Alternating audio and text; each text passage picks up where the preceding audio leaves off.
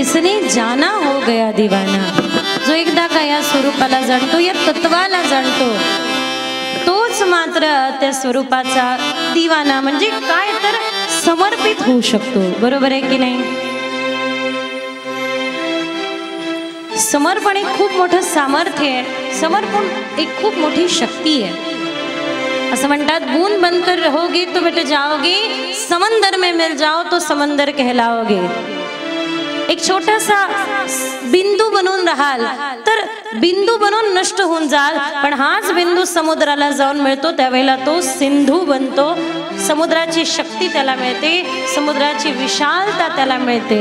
आणि समुद्राची शक्ती विशालता म्हणजेच शुकदेवजी महाराज घेऊन आपल्या पित्याच्या घरून, आईच्या गर्भातून जन्म झाल्या झाल्या बाहेर पडले. 12 वर्ष आईच्या गर्भात निवास करून शुकदेवजी महाराज, शुक म्हणजे एक संस्कृतात अर्थ आहे, शुक म्हणजे पोपट, शुक म्हणजे जे पोपट रूपामध्ये आहे. आईच्या गर्भातून बाहेर पडून धावत सुटले, पळत निघालेले शुकदेवजी महाराज त्यांना थांबवताय वेदमर्षी व्यासजी महाराज. हे पुत्र पुत्रीति तन्मयतया तर्वोभिनेदु त्वं सर्वभूत हृदयं मुनिमानतोस्मिन्. हे पुत्र थांब. विवल होऊन वृक्षांनी उत्तर दिलं की ते थांबणार नाही, कारण कितीतरी जन्मामध्ये तुम्ही त्यांचे पिता होते, कितीतरी जन्मामध्ये ते तुमचे पिता असतील. जनक विदेही कशी झाले? जनकांनी एका ज्योतिषाला विचारलं, माझ्या पत्नीविषयी मला खूप सद्भाव आहे, माझी पत्नी गत जन्मामध्ये काय होती? सांगितलं की गत जन्मामध्ये तुमची पत्नी तुमची माता होती. ज्या मातेला आपल्या पुत्राविषयी जास्त मोह असतो ती या जन्मामध्ये जास्त मोह पुत्राविषयी असल्या कारणाने ती या जन्मामध्ये तुमची पत्नी बनून आलेली आहे. आणि ज्या वेळेला कळलं की जी गत जन्मामध्ये माता होती ती या जन्मामध्ये पत्नी बनून पुढे आली आहे, मग जीवनाचं खरं रहस्य कळलं की या ठिकाणी तर विचारांच्या, अपेक्षांच्या आणि वासनांच्या आधारावरती हे चाललेलं जगत. तत्क्षण राजा जनक विदेही झाले. ज्यावेळेला वस्तुतः हे वासनेचा सगळा खेळ कळला ना, हा जो खेळ चाललाय, भगवान खेळ खेळताय. हो, भगवान खेळ खेळताय. भगवंतानी आपल्याला प्रगट केलंय आणि ते लपले आहे. आपण पण त्यांच्या बरोबर एक खेळ खेळूया. चला, काल काही दिवसांपूर्वी जवळच इथून परभणीच्या पुढे एक गाव आहे, संत देवानंद बाबा महिला आश्रम मध्ये कथा सेवा सुरू होती. सगळ्या छोट्या छोट्या मुली यायच्या, आम्ही रोज खेळायचो. खेळता खेळता एक दिवस हा विचार आला की खरोखर साधू संत म्हणतात ते काही खोटं नाही बरं का. खेळता खेळता एकच विचार आला की देव आपल्या बरोबर खेळ खेळतोय, त्यांनी आपल्याला प्रगट केलाय आणि तो लपलाय. मग चला आपण एक खेळ खेळूया, त्याला प्रगट करूया आणि आपण लपून जाऊया. म्हणजे काय, आपल्यामधला कर्ता भाव इतका जागा झालाय की कर्ता मी आहे, पण कर्ता करविता कोणीतरी वेगळाच आहे. त्यांनी आपल्याला प्रगट केलाय आणि तो लपलाय. हा खेळ सुरू आहे नाही का. आपण करताना दिसतोय, पण करण्यामागची जी दैवी ऊर्जा आहे ती ऊर्जा नाही दिसत आहे. हे उपकरण दिसत आहे, हे उपकरण दिसत आहे आणि त्या उपकरणातली ऊर्जा दिसत नाहीये. तात्पर्य एकच, भगवान प्रगट, भगवान लपले, आपल्याला प्रगट केलंय. आपण एक खेळ खेळूया, आपण लपून जाऊया, भगवंताला प्रगट करूया. मग काय खेळणार ना. माझी जीवन खेळ तुझा विठ्ठला, चिंता कसली हृदय माझ्या विठ्ठला. विठ्ठल विठ्ठल विठ्ठला, माझ्या विठ्ठल पांडुरंगा. माझे जीवन खेळ तुझा विठ्ठला, माझे जीवन खेळ तुझा विठ्ठला. शुकदेवजी महाराज तिथून पळत गेले हा खेळ खेळण्याकरता. हे पुत्र पुत्र शुकदेवजी निघून गेले, थांबले नाही. आता मात्र शुकदेवांना भागवत द्यायचं ठरवलं वेदमर्षी व्यासांनी. पुत्र आहे म्हणून द्यायचं ठरवलं का? नाही, पुत्र आहे म्हणून द्यायचं नाही, पात्र आहे म्हणून द्यायचं. ज्यांचं वय 40 वर्षाच्या खाली आहे त्यांनी सगळ्यांनी कानं बंद करा. ज्यांचं वय 40 पेक्षा कमी आहे त्यांनी कान बंद करा. आणि ज्यांचं वय 40च्या वरती आहे त्यांनी ऐका. जोपर्यंत जिवंत आहात ना तोपर्यंत फुटलेलं भांड पण तुमच्या मुलाच्या नावाने तुम्ही करू नका. जोपर्यंत जिवंत आहात घरातलं फुटलेलं भांडही मुलांच्या नावाने करू नका. आता खरं सांगू, आता उद्यापासून तुम्हाला कथेमध्ये तुमची मुलं येऊ देतील की नाही याची गॅरंटी मी देऊ देत नाही. ते तुम्ही पहा. तुमचं जानो काम तानो थाय. जोपर्यंत जिवंत आहात तोपर्यंत काहीही मुलांच्या नावाने करू नका. आणि करायचंच असेल तर एक दिवस त्यांना जवळ बसवा, बोलवा आणि विचारा, बाळ मी कमवलेलं घर, त्या घरावर तुला अधिकार पाहिजे. मी कमवलेली गाडी, त्यावर तुला अधिकार पाहिजे. मी जे जे कमवलं त्यावर तुला अधिकार पाहिजे असेल तर जे सत्कर्म मी केले पहिले ते तुला करावे लागेल. मी पायी पंढरपुराला जायचो, मी पायी पंढरपुराला याकरता तुम्हाला पहिले सत्कर्म करावं लागेल. इकडे मोठं कठीण झालंय. हा, खरंच कठीण झालंय. इकडे वडील बसतात आणि समोर तंबाखू मळतात आणि म्हणतात आजकाल व्यसन फार वाढलंय, मुलांना याच्यापासून दूर ठेवायला पाहिजे. आणि मुलांसमोरच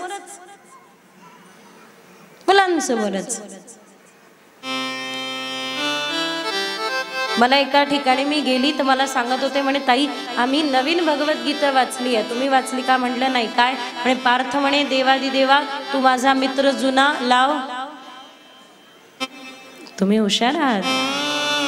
वर्षापासून इतक्या लोकांना ऐकताय.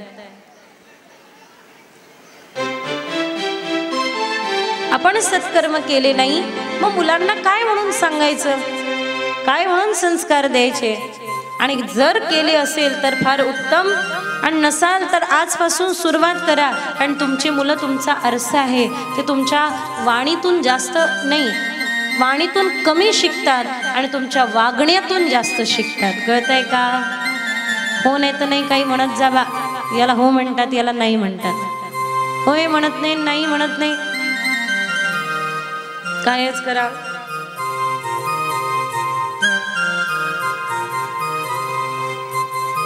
लक्ष आहे ना?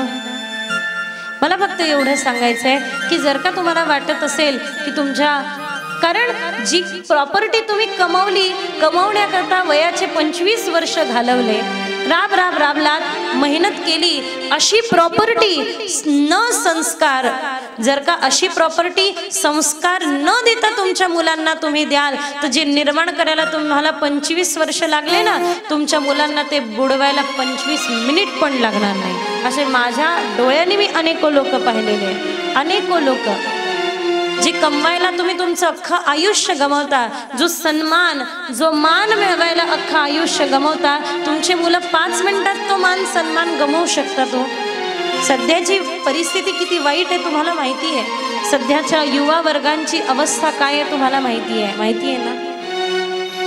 बऱ्याच वर्षांपूर्वीची गोष्ट, मी औरंगाबादवरून अमरावतीला बसने चालले होते. माझ्या बाजूला अत्यंत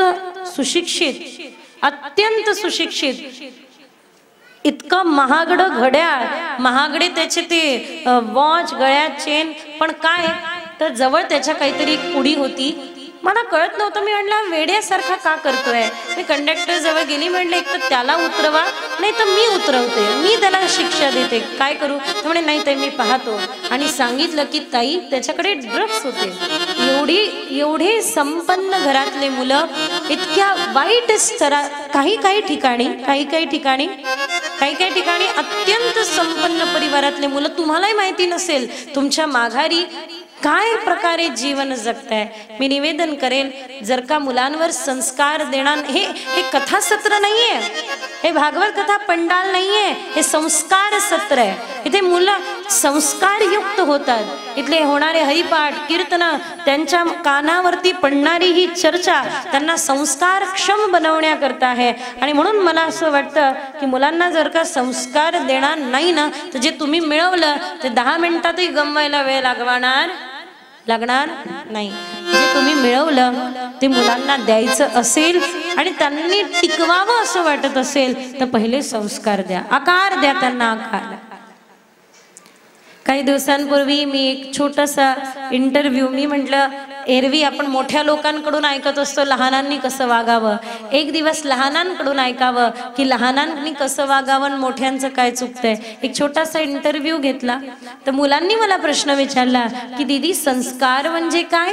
मी म्हटलं एकच, एक मूर्तिकार ज्या वेळेला मूर्तीला दगडाला आकार देतो, एक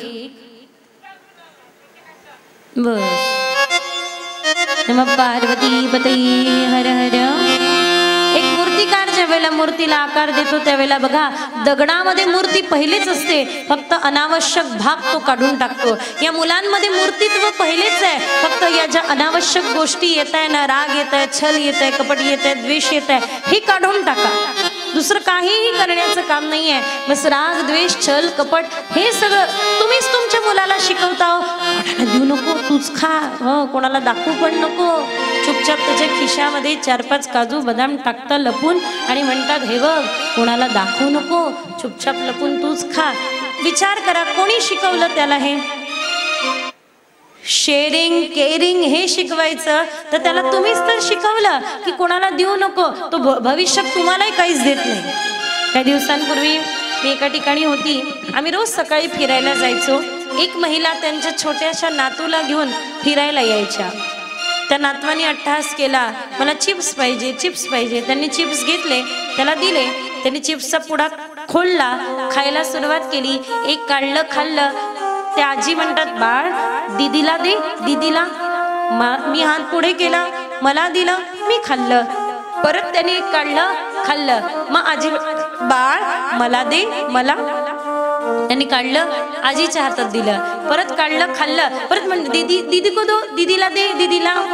मी म्हणलं हो त्याला खाऊ द्या, आधीच ते चिप्सच्या पॅकेटमध्ये हवा जास्त आणि चिप्स कमी, खाऊ द्या त्याला. तुम्हाला आणून देऊ का दुसरं? तर मला म्हणतात नाही दीदी घ्यायचं असतं तर मी दुसरं घेऊ शकले असते, पण मला नकोय. मला या करता बघा मी त्याला द्यायला शिकवत आहे. त्यांनी आज तुम्हाला दिलं नाही, त्यांनी आज मला दिलं नाही, तर भविष्यात हा कधीच कोणालाच काही देणार नाही. मी त्याला द्यायला शिकवत आहे आणि म्हणून म्हणत आहे दे. तात्पर्य एकच, जर का तुम्ही तुमच्या मुलांना सांगाल कोणाला देऊ नको, लपून लपून खा, तुम्हीच सांगाल तुमच्या मुलांना, तर एक दिवस भविष्यातला असेल की तुमच्या तोंडापुढचं पण घास काढून घेईल. तुम्ही शिकवलं कोणाला देऊ नको, तूही खाऊ नको. नाही, आपण काय देतोय आणि आपल्या येणाऱ्या भविष्याकरता आपण कशी सृष्टी सोडून जातोय हे महत्वाचं. कसं जग सोडून जातोय, कसले कसले वेगवेगळे व्हायरल पसरत आहे सध्या. आपण विचार तरी केला होता का की रोगराईने युक्त परिसर आणि रोगराईने युक्त येणारा समाज, येणारी सृष्टी आपल्या मुलांसाठी आपल्याला सोडून जायची आहे का? रोगराई मद मत्सर द्वेष मारामारी यांनी भरलेला भारताला, यांनी भरलेला विचारांना सोडून जायचंय का आपल्याला? नाही ना. जर का असं वाटत असेल तर एकच करा, काय करा? आपल्या भारत देशाचं मोल समजून घ्या, आपल्या भारत देशाचे साठी समर्पित व्हा.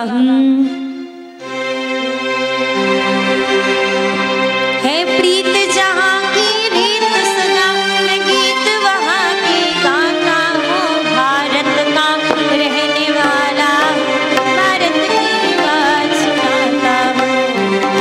आपल्या मुलांना आपल्या भारताचं वैभव काय आहे समजून सांगा.